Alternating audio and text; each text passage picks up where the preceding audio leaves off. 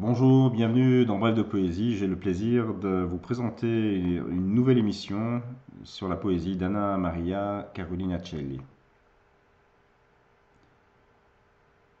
Va. Tant de choses nous séparent qu'il semble, à l'heure où la nuit souffle doucement ses conseils, que seul ce souvenir de ce qui aurait pu advenir nous rassemble autour de son autel sépulcral. J'ai longtemps arpenté la forêt, ramassé du bois. Le feu n'a pas pris à notre endroit. Je suis las de me réchauffer aux flammes ondulantes d'une illusion qui rougeoie encore de l'incandescence d'hier. Je vieillis. Le manteau étoilé des rêveries ne suffit plus à me donner chaleur. Parfois, de froid, je meurs, à hauteur de son corps, sans que ses bras ne s'ouvrent. Ses mains non plus ne bougent. Les mains portent du cœur, et puis ses yeux qui regardent ailleurs comme pour dissimuler le trou noir où toute beauté a disparu de notre histoire. Non, son œil n'épouse pas les mouvements de ses lèvres. Ses lèvres, j'en ai perdu le goût. Nous sommes de fantômes, de traces du passé se traversant sans jamais se toucher, ni de peau, ni d'espoir. Lorsque nous passons près d'une fleur, elle fane sous l'ombre. Le soleil nous fuit. D'ailleurs, nous ne quittons nos murs que l'un et l'une, seuls. Va. Tant d'insignifiance nous sépare, me fatigue son éternel retour, autant que mes sempiternels départs. Les alouettes sont tombées du miroir. L'un de nous n'est pas silex, nos frictions n'allument aucun désir, de mer, de soleil, d'horizon ou de sexe. Il semble, notre jardin demeure dans l'hiver. Aux fenêtres de notre maison se dressent les barreaux d'une prison. Il ne suffit pas d'avoir manqué tous les trains au soir d'une même gare pour croire que les pas perdus nous rapprochent. Peut-être est-il passé là par hasard, quand j'attendais l'heure des chimères, ou bien c'est le contraire. Ces prunelles qui me voient ne me réfléchissent pas. Je n'y suis personne. À force, je disparais par mon absence en lui. Dévoré, à force, j'ai perdu mon visage de boue. Ah, va donc boire un coup, je crois bien qu'aujourd'hui, j'ai rendez-vous avec une infinie tristesse. Voilà, un texte absolument magnifique. Un jour, j'en aurai assez de t'expliquer par les poèmes. Ma langue est fantôme.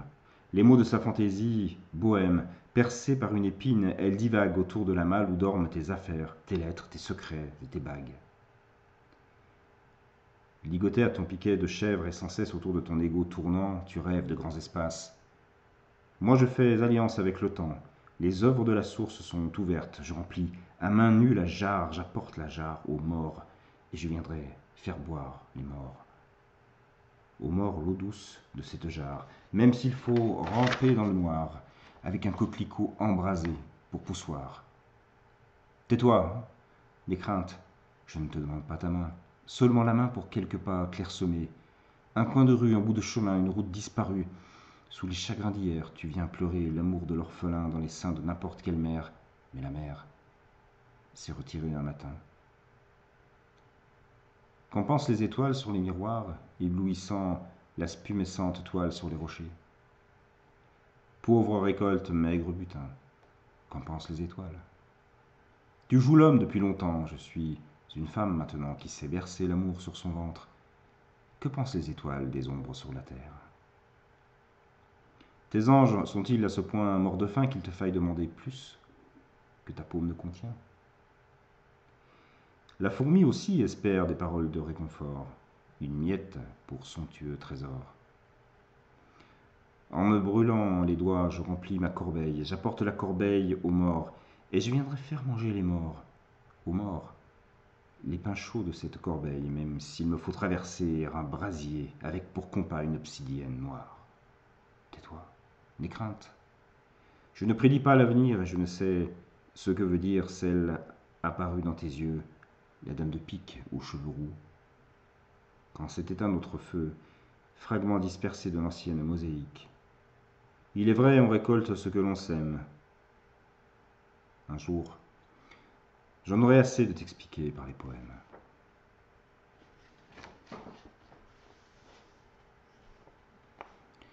Et un dernier texte. Chaque matin, le soleil me réveille. Quelle que soit la couleur du jour, il pousse en moi, flamboyant, flamboyant, essaim d'abeilles. Urne de flammes sur le tour que le diable potier de ses doigts fait tourner sur son arbre de feu. Entre mes flancs, je porte un astre violent, une grenade dégoupillée que je dompte à grands coups de fouet, les mains pressant de mon ventre, l'arc opulent, me gardant du poussoir du nombril pointé, je refoule dans l'intime la torche attisée. Chaque matin, habité sous le cœur par le bûcher d'une mygale ignée, de toutes mes forces je repousse l'araignée. Si je baisse la garde, au hasard d'une pensée, l'impitoyable animal me mord. Ses crochets s'enfoncent dans mon corps. Son venin ardent me tétanise. Mes membres tremblent dans l'indicible. Le poison me monte à la gorge. Sans bouger, je me débat et brise. Je me débat et brise la coque irrespirable et invisible que la bête a conçue dans ses forges. Je sors de ma fétide gangue comme un mort inhumé de l'argile dont il est prisonnier. J'en sors avec, collés à ma langue, des papiers brûlés, des mots fragiles que je m'empresse de cracher. Les eaux de mon crachoir sont salées.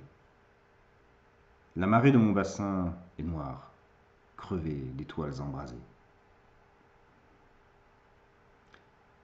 J'écris pour ne pas choir ce que l'aurore a flambé dans son âtre, dont il ne reste qu'os et dents. J'écris le signe menaçant, dedans, puis pour après.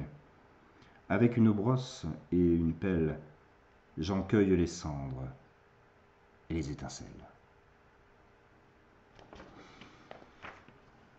Voilà, une poésie profonde, troublante, renversante, magnifique. Et moi, je suis extrêmement touché par les textes d'Anna Maria.